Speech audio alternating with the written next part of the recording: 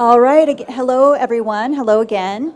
At this time, please join me in giving a warm welcome to our moderator. She is a senior lecturer at the USC Annenberg School and also a TV writer for the New York Post. Her name is Mary Murphy. And also, please join me in giving a warm welcome to our lovely cast this evening.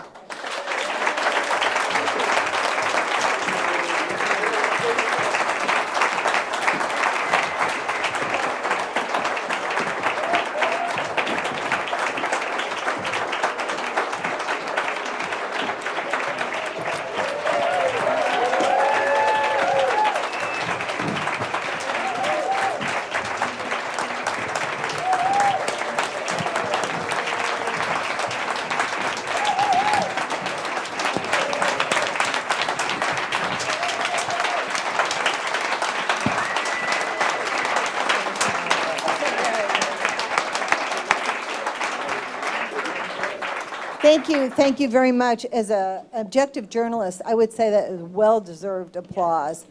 I just want to introduce everyone in the cast. I'm sure you know them, but I want to make sure you do. This is Michael Paul Chan, Tony Denison, G.W. Bailey,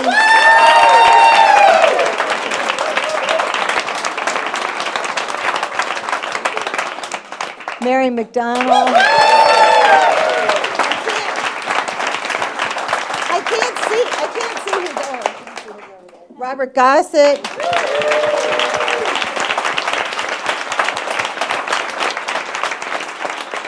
Raymond Cruz.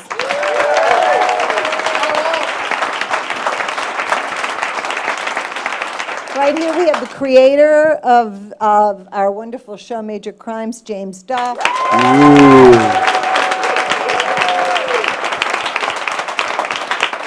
Director and executive producer, Mike Rubin. Robin. I guess I'm not getting a job there. Graham Patrick Martin, right here.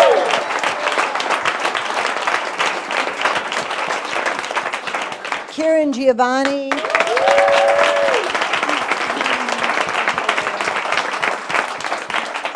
Wait, who's next? Oh, Phillip, sorry. Phillip Keene.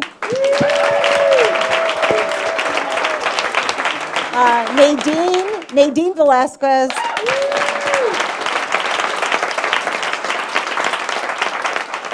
And Jonathan Del Arco.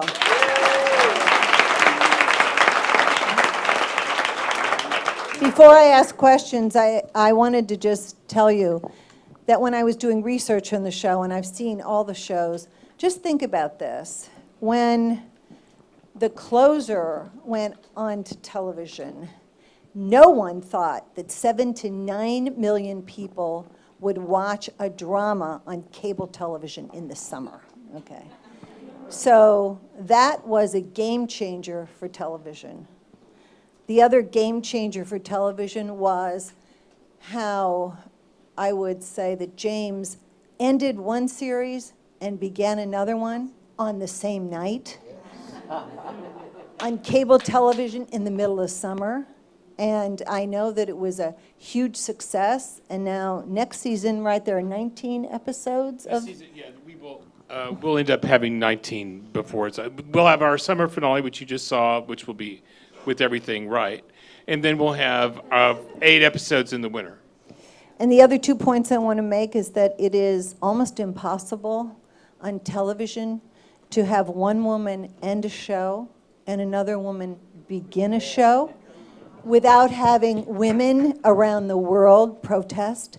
And James did it in such an incredible way that I really want him to talk about it. I want Mary to talk about it.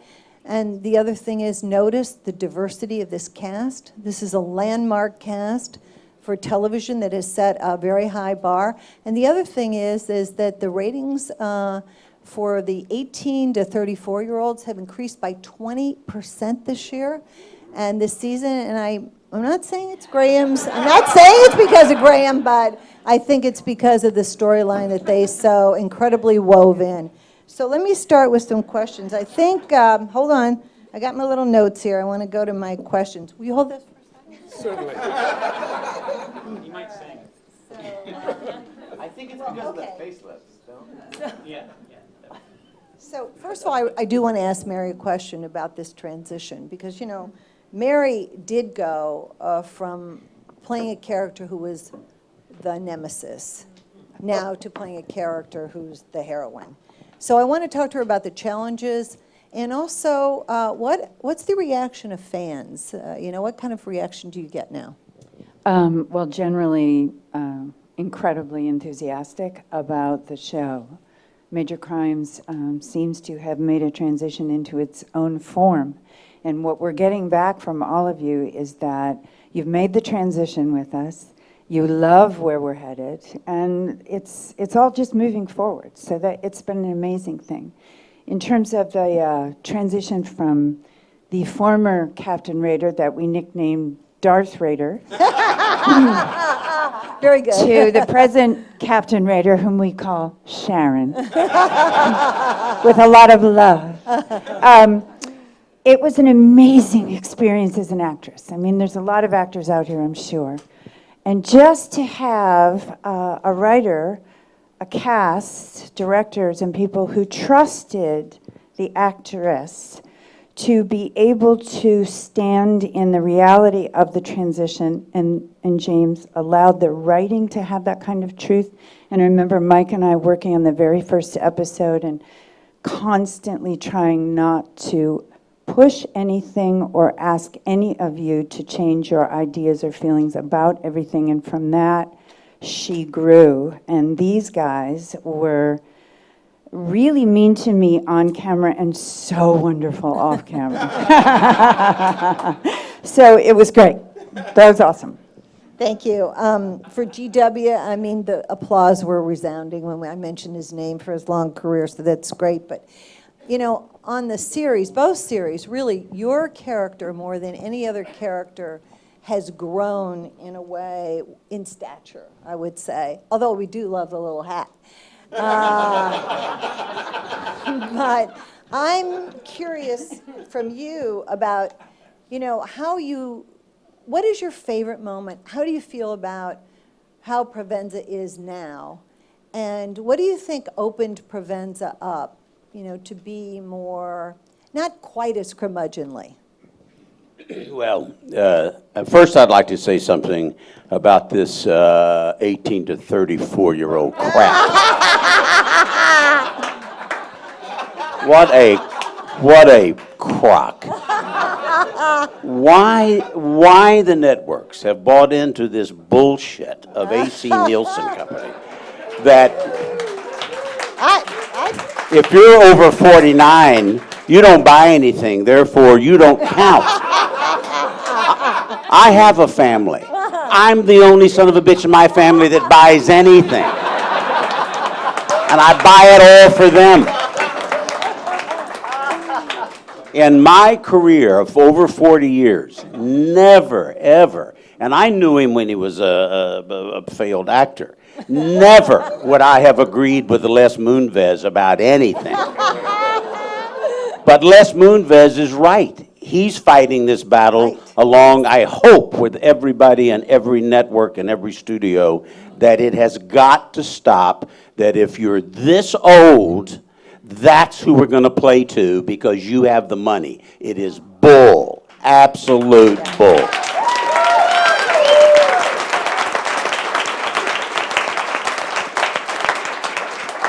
And I will give you an example, and this is Provenza. We pulled up at a crime scene in Major Crimes. Mary McDonnell, myself, and Tony Denison got out of the car. I repeat, Mary McDonnell, G.W. Bailey, and Tony Denison got out of the car. Our consultant said, next year, we're going to have you pull in only into the handicap spots to get at least 2 of the 3 of you out of the car. That would be us. I mean, please. And how are we doing? We're doing really, really well. Yeah. We have only one whipper. Here he is. This is it. I mean, the rest of us have actually matriculated. We're adult people. And he happens to be a great talent and a wonderful kid. I just want to say, I want the 18 to 34 people to keep watching it. So shut up and move on to something else. I want them all to watch. I want them all to watch. I mean, I said that in college. I want you all to watch. It can be a lot of fun for everybody. Anyway, yeah, I'm still curmudgeon. That's all right. That's good. I like more of you. Okay, so I'm going to go right to Tony then, because by the way, one of the great bromances on TV is the relationship between Andy and Provenza. I just love it. So great. They added so much humor to this crime drama that it made it so special. But anyway, so speaking of getting older, this season, although Andy is young, oh shoot, there's all my notes. Anyway, this season Andy is young, but he is also having like problems with his issues of mortality and health. And we're worried about his heart, which we want you to talk about. But he has crazy health issues like all California nuts, like he's only on juice and things like that. But so that's one of the things I want to ask you about with Andy. And the other thing is that Andy is more adjusted to Sharon than almost anybody else in the cast. But I too remember being on the set before the show aired, and you were all really scared. What will happen? Will it work? Or as GW said to me, will the paychecks keep coming in? So, so Tony, why don't you talk about what's happening with Andy and the show? Well, first off, I knew in the order of when we would be entering that I would be following him, and it's really hard to follow him. He's one of those acts that opens up, and then I have to follow that. So I'm always happy when I'm sitting the other side of him. And the other thing is, I don't know about everybody else, because I didn't really have conversations with a lot of people regarding my innermost feelings about the show when it made the transition. But Raymond, Cruz, and I didn't doubt for a second.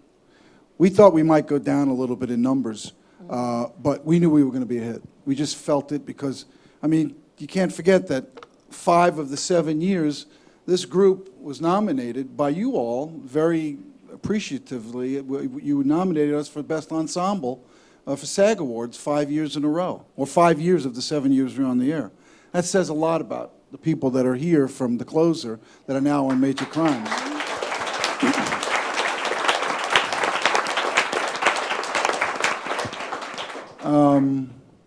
What was the other question? It's about your heart. Oh, about my heart. My health. Yeah, I mean, James Duff, who I've known, oh my God, 17 years now, I think? Yeah. Jesus, God. Anyway, I've known James 17 years at least, and Phillip as well. And anyway, he's managed to put in a lot of my real life situations, my real life experiences into the character. I don't have a child, so I mean, I know my character is dealing with his daughter's wedding, but he's allowing the mania of that to affect my character's health, and which is probably not too far from how I really am. And that I'm very appreciative of. Somebody had said to me one time, do you think that, could you imagine if you play this character, for another 7, 8 years? You think you could do that? And I said, was that like a trick question? Of course I could do it. I said, I'll do it until, while GW and I are chasing down suspects in wheelchairs. I don't care. I'll be right behind him. You notice how I kept you out of that. I know, but I joined you. Yeah. Can I make one little comment? Wait, Go on. Yeah, that's true. He just doesn't look it. Hey, stop pointing this way, Okay. It's like, His wheelchair will have a motorized, engine and a computer built But also, into I it. have to say one thing. See, I'm the only person in this room, including the writers, me marry Sharon, who actually went to the wedding with Flynn, and he can cut a rug, so don't worry about it. I watched him. I can't sing at all, but I can dance. But anyway, and we have this great cast. I echo what GW said before about Graham. Graham is phenomenal. My nickname for him is Graham Slam. I just love watching him just hit the ball out of the park every scene he's in. And certainly Kearran, Giovanni, is fantastic. She's just really a joy to work with. And while I haven't had much yet to do with Nadine's character, I love watching her stuff, and she's a really accomplished, really good actress, and also a really nice person. So it's, when they say your life exceeds your dreams, that's what's going on right now for me. Good, thank you very much. You want me to stop talking? Is that it? Yeah, I got to get to Michael here. So, I don't know why age is now an issue, but here's the thing. On almost every television show you see, the techie, the one who knows everything about the internet, is 20, but not on major crimes. It's this guy right here. And more in the beginning of the episodes, you really lead the charge. You know where they're going. So talk about that. Talk about being much more integrated into the beginning of the show. By the way, he came on a motorcycle. He's hip, all right? I think that's just how the show's progressed, because I've been around so long, so that now they have to give me something to do. For all that money. Earn my keep. Oh, all right, that's it. Okay, short and sweet. So right here we have the guy who created all this, I've got it. a man who is sensitive, by the way, to so many important issues in our culture today. A man who has really transformed television. So why is it that you thought you could do this kind of a spin-off? What is it that went through your mind where you said, yeah, this is exactly, it's going to work? Well, I had no idea that it was going to work. I just knew I wanted to do it. And you never know anything. I always look at opportunities like this as another chance to fail in public. And we all know what that's like. I mean, you commit yourself to a life in our industry and our art, and you never know what's going to fly. You only know what you want to do in your heart. And I wanted to go on. This is a great company of actors, an amazing company of actors. And so we were offered that opportunity, and fortunately, Kira decided to go with she gave us a very, very long lead time. And bless her heart, she was doing the largest speaking role in television at the time. She was exhausted, and she said, let's do another year. And that gave us plenty of time to think and sort of plan that transition. And she gave us more time, actually, than the business affairs people did at the studio. And it was a tremendous opportunity to try and do something new. And I think you're right. There is a little trickiness when, in the Jane Pauley and the Ann Curry situation, when one woman takes over after another one, there can be a backlash. But that Kira wanted to go, and everybody knew that. So that took care of that problem. And also, the arguments they were having were not about men. Their arguments were about the justice system and how it was supposed to work. And it's the kind of argument that I think, when you look in the Senate nowadays and you see, last year you could have seen Kay Bailey Hutchinson having it out with Barbara Boxer, and they weren't talking about who they were dating. They were talking about how our government works, and they were two powerful women, and I feel like that should be represented more. Also, I felt like it was good to keep a show that looked like Los Angeles someplace in the vicinity. And this show looks like Los Angeles, and I'm very, very proud of that. And it's good jobs and good people. I love working with these people. And Mike, you have something to say about it. Because Mike directed both shows. Yeah, Mike, and you've directed a lot of pilots. It was only an Isles pilot, this pilot, Dallas. yeah, Dallas. Yeah. The original or the new one? The new one. Wow.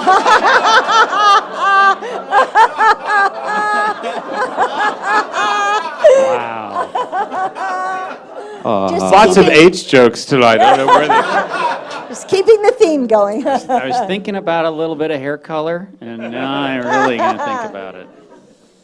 Yeah. Hey, Mary, just a quick shout out off of what everybody just watched there. Christopher Wood is this magnificent actor Yeah, who came he's out here. from New York to do that role for us, and he's in the back there. And I Yeah. just wanted to give him a yell out there. Stand up.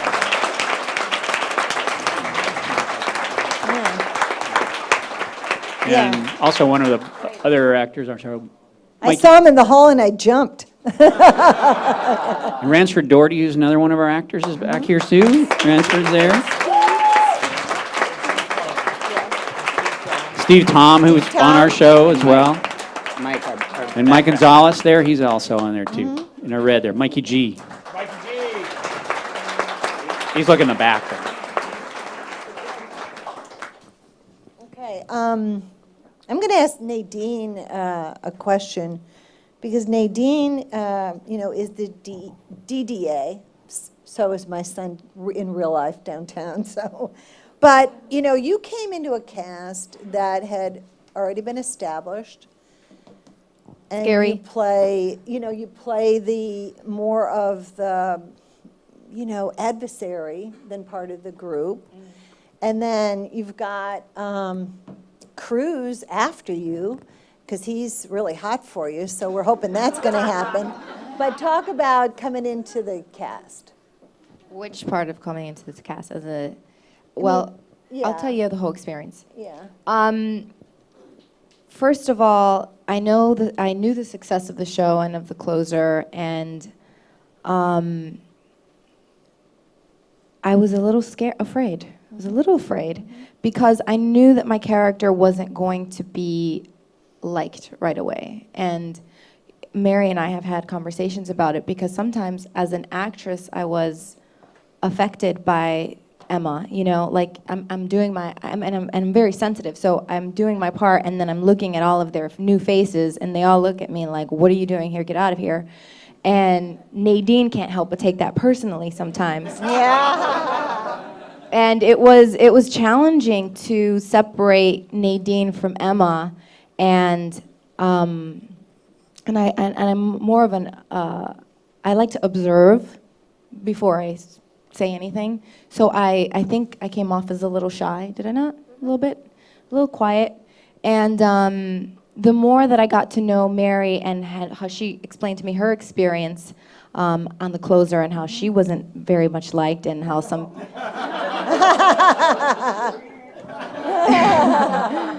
and how some people were even harassing her on the streets. And then I got his story about some woman who chased him down an aisle grocery store, and he was like, why are you so mean to Captain Raider? We should start a support group. I know. And I then, thought I was the only one. no, really. And then I heard from a couple of other people who were like, people think that Rusty's real, like you can't be mean to Rusty.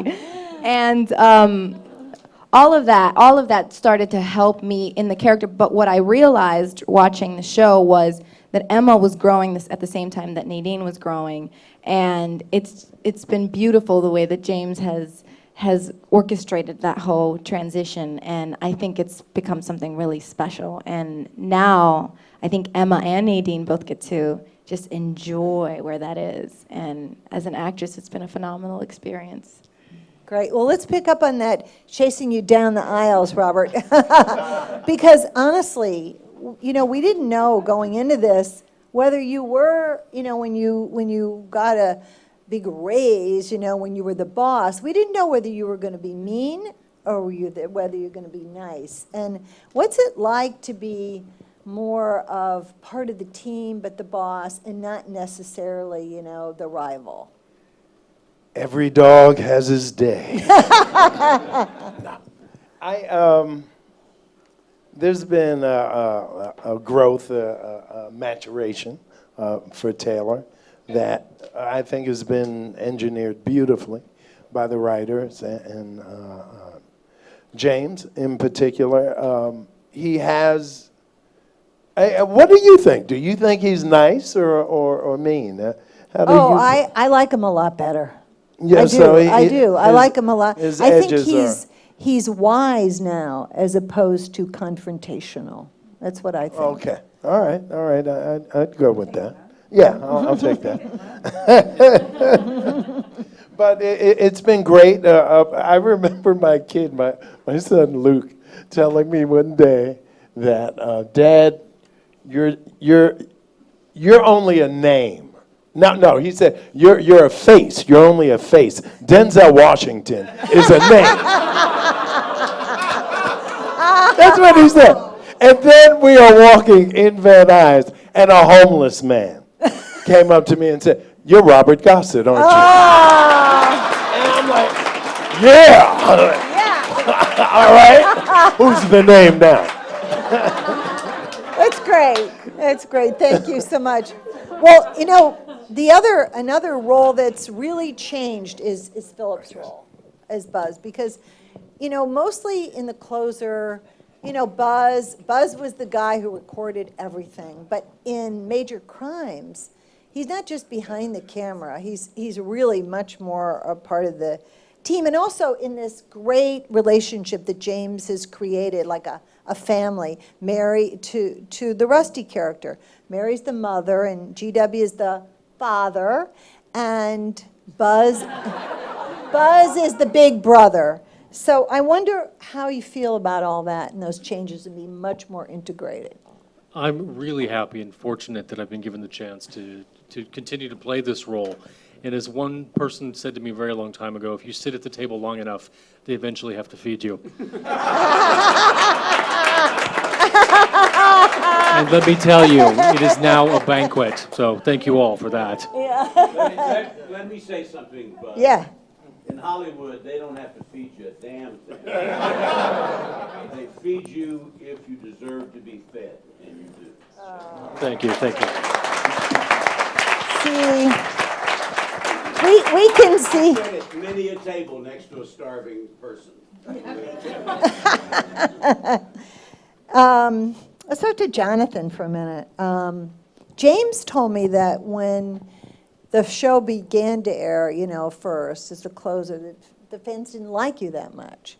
He said hated, but I was trying to be nice. But now they love you. So, which is kind of the pattern as the show has progressed with a lot of the characters. So do you know why Why they hated me? No, not why they hated you, why they love you. And also, I love the fact that you're out of that medical examining room and into the room with the rest of the detectives. Well, the lighting's a lot better. Yeah, that's important, They definitely hated me because I've confronted Brenda, so I'm part of the club. Yeah. Yeah, but I'm still a bitch. So that hasn't changed at all. I mean, I think Morales has no patience for incompetence, so he doesn't hide what he thinks about people's. No filter either. No filter. He doesn't really care. He wants to get his job done, and I think fans and people that watch the show have seen themselves in that to some degree. At work, there's always that person that's keeping you from getting your job done. But it's a process with fans. That I also replaced someone on the show that people liked, and so James Avery would play the coroner prior to me. So there was always that sense of, oh, did he take his job away? You know what I mean? And that wasn't the case. So there's that part of it. But He's so feisty. I love that about him. Morales? Oh yeah, he loves the fight. Yeah. So it's been a great process. I just wanted to say one more shout out for you. Ask another question about Johnny's character is tricky to write, and it's very hard to do. And the guy who wrote tonight's episode is just a genius, and he's here tonight. Leo Jeter, Yeah. Shout out for the writer. He does an awesome job, and it has been a joy collaborating with him over these 5 years or 4 or 5 years. It feels longer. And still a dues-paying member of SAG, too. So Yes, there's... Good. there- Go back home and look through your DVD of No Way Out, and you'll see. Oh, okay, we will. I love that movie. So One thing I just oh, wanted to say before. Yeah, okay.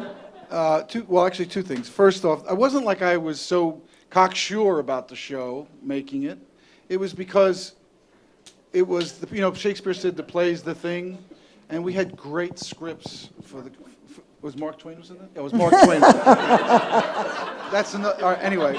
Another of your contemporaries, This is the- Tony. It it's a sounded like bromance right Shakespeare here. would have said Did you it. say But cocksure? anyway, knowing that we had the same person, the same team involved in doing the new show, I felt very confident. And then we had Mary McDonnell.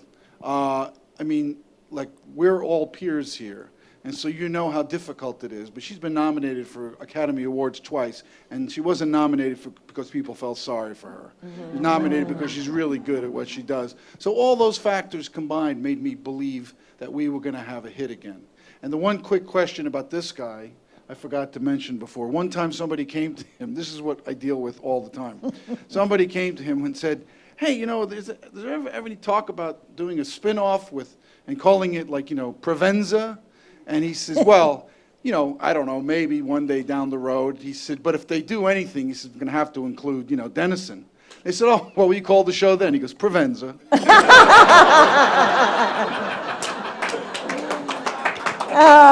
That's good. Okay, so now Raymond. Oh, Raymond. I love Raymond's character. He's such a tough guy. Get ready for this speech. But just from my brief encounters with Raymond, I think he's kind of a bad boy. I'm not sure. But anyway, I'm kind of getting that feeling. But, Sanchez, of all the characters, I think, he's grown. He's had some of the toughest scenes. He's had scenes where he has to go into gang territory and he knows everything about it. He has scenes where he's been demeaned in some ways. And also, his character is the most beloved by police around the country. So I'd like you to talk about that, why he's so beloved, what's the feedback you get, and is he going to ask Velazquez out on a date? No, I'm kidding. You don't have to answer that one. No comment.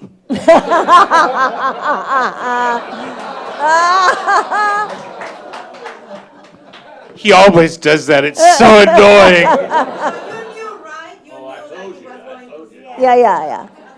So yeah, talk about this, how beloved your character is by the police.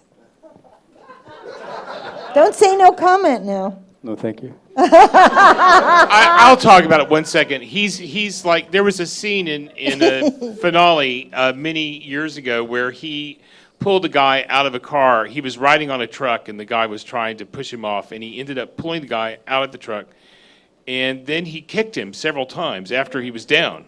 Yeah. And that's because your adrenaline doesn't stop in a situation like that. You can't just have some guy try to kill you and break your arm and then not, and just say, all right, I've caught you, you're under arrest. It doesn't happen like that.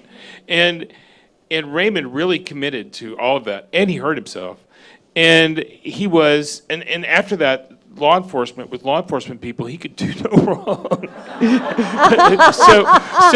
So the answer to that truly is Raymond is willing to kick a guy when he's down.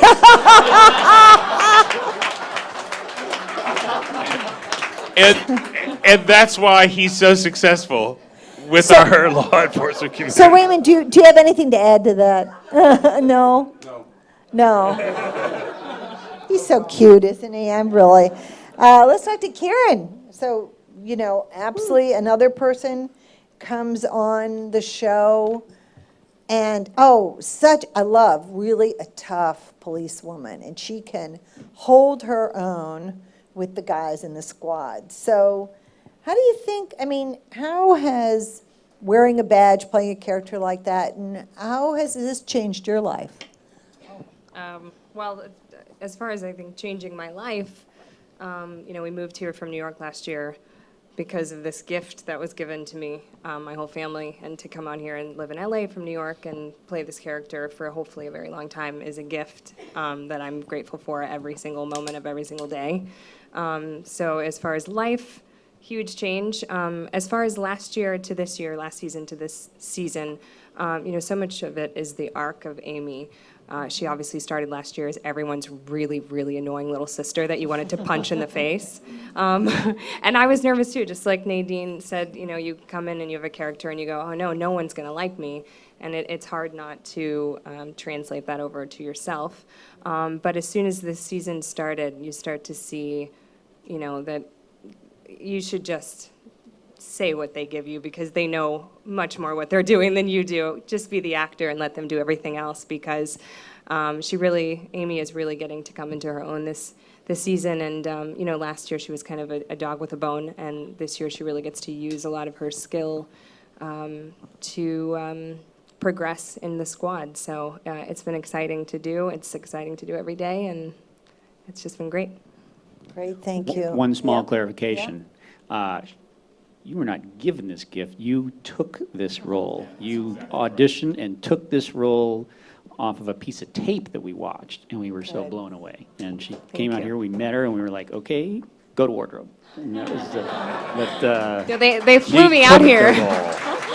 I thought I was going to have to audition at the table. I'm not even kidding you. That was really funny because first off, every one of these actors is wonderful and could do their own show, and several of the other actors who are in the audience tonight, Steve Tom, if Steve Tom is coming to do your show, just say thank you. The dinner, the little lunch that we had, we just wanted to meet her before we offered the job and let her see that we weren't like vampires. Because we hadn't even met. We had just seen her on tape, but some things are undeniable. We only saw Chris Wood on tape, too, who played the villain in tonight's show. You know. But so we sat down, we had lunch, and she was like very, very, very polite, very, yes, this, and then we got in the car, and I'm driving over with her to the studio, and she goes, "Can I scream now?" And I said, "Yes, go ahead and scream." And she was wonderful from the very beginning, and game to do anything. Thank you. And If I could tell a quick Kearran story. Of course, I had no idea who she was because she was under 60, so I had no idea. And she came up to me at CVS before the show started. She came up to me at CVS, and I think I called Tony. I said, "Jesus Christ, have you seen this woman? God Almighty!" I said, "She has 9-foot legs. She's the most gorgeous, stunning thing you've ever seen. She's this ebony princess. She's Who knew?" unbelievable." So a week or so later, I finally got to know her a little bit and had the nerve, and I took her aside and I said, I have to ask you. I said, "My God, you are so spectacular looking, and you're amazing, and you're Kearran Giovanni." Kearran Giovanni. She's like an African Italian princess or something. I said, "Where on God's earth are you from?" And she said, "Katy, Texas."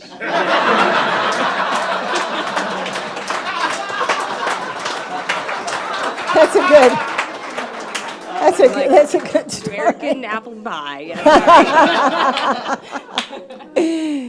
Okay, well, now we get to Graham, who plays Rusty. And as I have observed this season, Graham has been able to bring out of every character that he really is in scenes with, really a kind of tenderness that you haven't seen on Major Crimes before.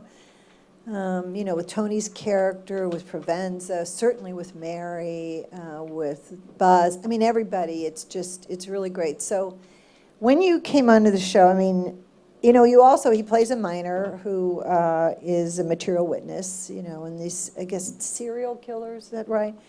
And there's a lot of confusion in his character about who he is. So I'd like you to talk about taking on this role and what you had to bring to it from your past, and what the heck it's like to work with all the adults, you know?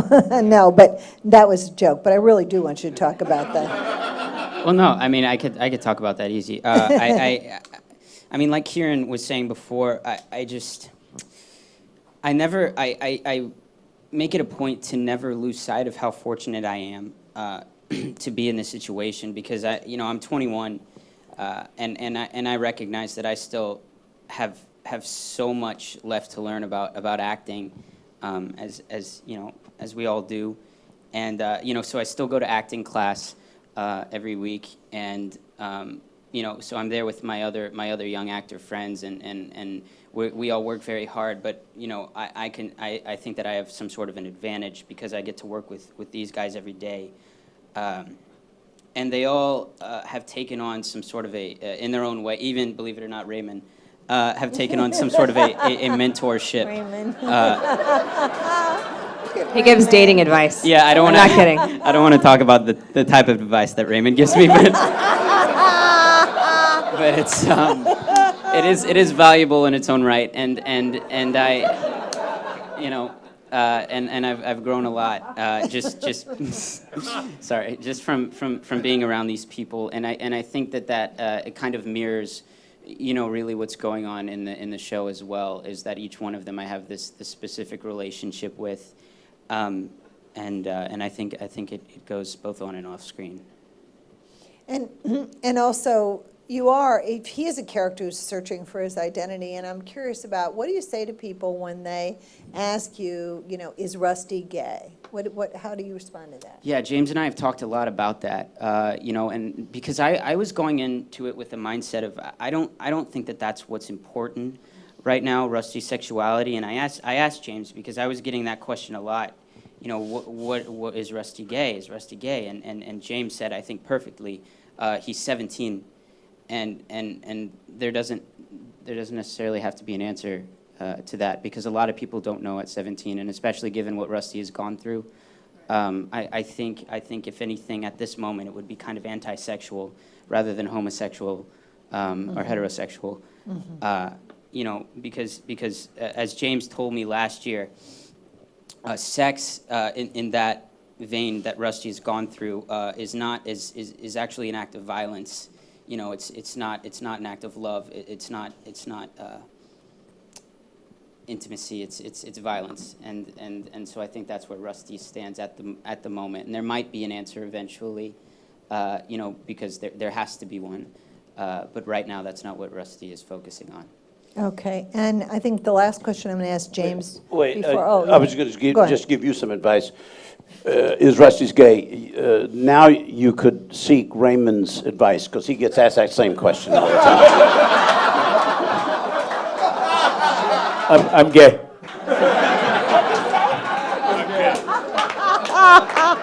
Raymond speaks. He's not. Yeah, it's good. So I think the last question I want to ask is of James, and especially since we're in a room filled with actors and members of SAG, is that you really, this is probably the most diverse cast on television, and you have opened that up for people. There's just been, so much stress in terms of actors and things, of people who can't get jobs. And you've done that. So talk about the fact that, did you intentionally decide, I'm going to... Mostly. Okay. I mean, because if you don't write it, they won't go get it. Yeah. And so you have to write it, and you have to consciously go about saying, I think it's part of character, honestly. And could I say it's also not just a search for diversity, but a search for the audience, because this is what America looks like it or not. Everybody needs to get used to it. Right, exactly. And that's not a political statement. That is a statement of fact. Look it up. And in fact, Look at the election. America is going to get even more diverse as we go on. And I think that's part of the problem. I mean, I look at some of broadcast television as white as Antarctica. You know, you have to wear sunglasses when you're watching it because caught in the reflected glare. And that's just not what the LAPD looks like. And I mean, there was a police show that came on based in New York, in a New York precinct, and it was kind of a famous show a little bit for a while. And there were 9 white people and 1 Hispanic in New York.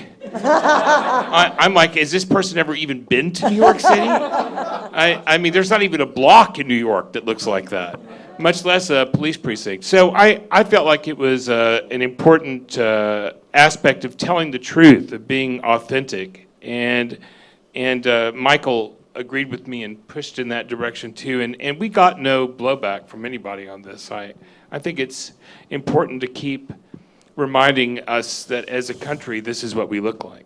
Right. And also, I have to say that Mary, who is over 40 and gorgeous, so many, women have not been given the same kind of opportunities. So that is also a fantastic thing about this show. Now, they're telling me, I just want to have to get to these questions before we end. So actually, Mary, this is a question for you from Brandon. How much responsibility do you feel now as the leader of Major Crimes than as a reoccurring guest star? Oh, it's a very different responsibility. I mean, a recurring guest star with a great role, stepping into a cast that's been succeeding for a long time with writers and everybody, you almost can't go wrong because they're not going to let you, fail. They really aren't. And they're all so generous. But when I get up every morning at 4 a.m. and think, do I still have a mind? Do you know what I mean? Will I be able to really participate fully every day in what is being asked of me and give everything I can? That's a very different task. And to sort of make sure that I am present with every single one of these amazing people as they appear in a given scene, and that I hear them clearly. And that task is a real honor. So it's a big one. Thanks, Mary. This is for anybody who wants to answer it, from Tim. I'm not an actor. My wife to my left is. Where are you, Tim? Oh, there you are. Okay, all right, good. However, I'm a reserve police officer with the LAPD. Yeah. Yep. Thank you for your respectful portrayal of the department. While portraying cops, you've had access to the department and the average citizen wouldn't. What is the coolest or most interesting thing acting has allowed you to experience or get access to, I guess, with the police department? Anybody want to take that?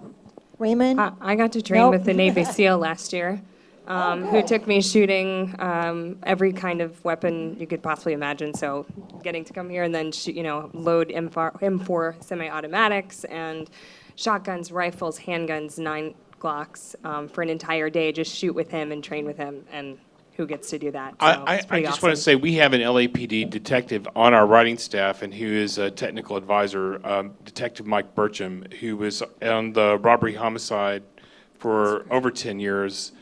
And we were at the reservist dinner just this year, twice as citizen. And we were very honored, and I would say the one thing that I think everybody here knows is that being a police officer is a calling.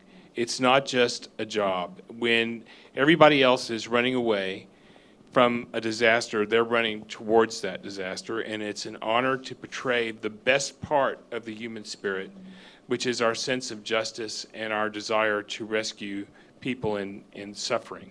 And that's what everybody has a much finer appreciation for that than when they started the show, for sure. And the one thing I wanted to say that I've said before in interviews is that, the heroics that we portray, our characters exist between the words action and cut, and then we sit around, have coffee, and talk about, the next scene. Whereas the real deal, when they wake up in the morning, it's action, and it's not cut until they go to sleep at night. And so their lives are at risk all the time, and very appreciative to what they do. And they have some great stories, you all have some great stories. I know Mike Burcham has told us some wonderful stories, and somebody asked me to mention an old buddy of mine, Dennis Farina, who passed away. Yeah. And Dennis was a Chicago police officer, a detective too, for 18 years, and he would tell me some stories about, what it was like, and that's where I started to realize about, he's playing a cop on the show I'm on, but it's action and cut, but when in his real life, he did this all the time. And he told me some real hair-raising stories, as well as some of the stuff that Mike Burcham has shared with us, which has just been amazing. I mean, I don't know how you do it, I'd say to him. And he says, sometimes, you got to laugh. Sometimes you have to do something, otherwise you go out of your mind. Robert, did you want to say something too? Did you? Oh, yeah. Yeah. My father was a police officer in New York City. He became a New York City police officer in 1947, which he had stories about that. But my younger brother is a retired officer in New York. I'm from New York, from the Bronx. So I kind of grew up in a police family. And the respect I have for the department, regardless, whether it's here in LA or in New York, is tremendous. Like James said, cops do run toward the problem, and they give of themselves. They as we know, they put their lives on the line for us, and we only hear about the bad cops. The only time we have something to say is when we have a negative experience, and when they're doing their job, we hardly ever say, "Hey, that was cool." So this is a good chance, at least for us, to portray them in such a positive light, to be able to say, "Hey, you're cool." Also,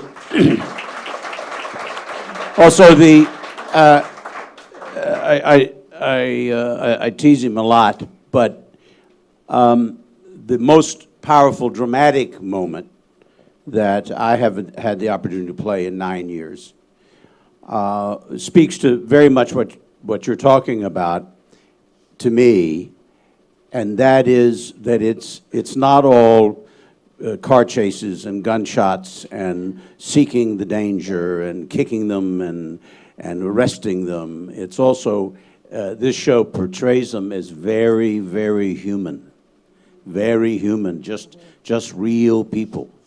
And one of those powerful moments came with one of my nemesis, and that was with Ray Cruz, when he had an entire show about the death of his brother. And he held himself emotionally, as cops do, as most people.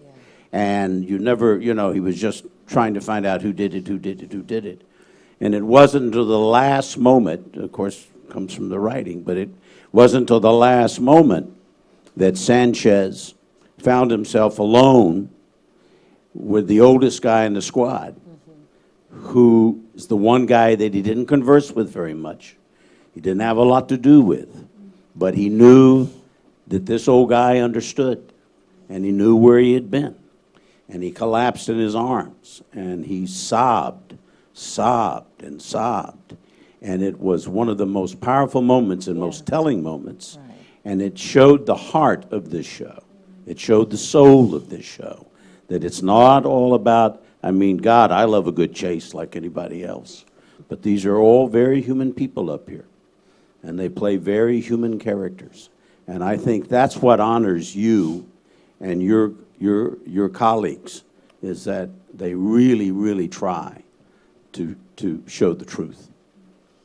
I'm getting the signal that we have to end, but in this question, I'm going to ask it in honor of our theme tonight, but it won't be able to be answered. But here's the question to GW. I saw a rerun of MASH the other night. Wait, this is the end of it. How has TV changed in 30 years?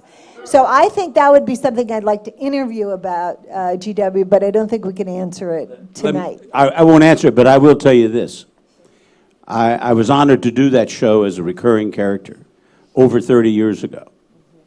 And this group of people here, it took me 30 years to find another family that is as strong as that family was 30 years ago.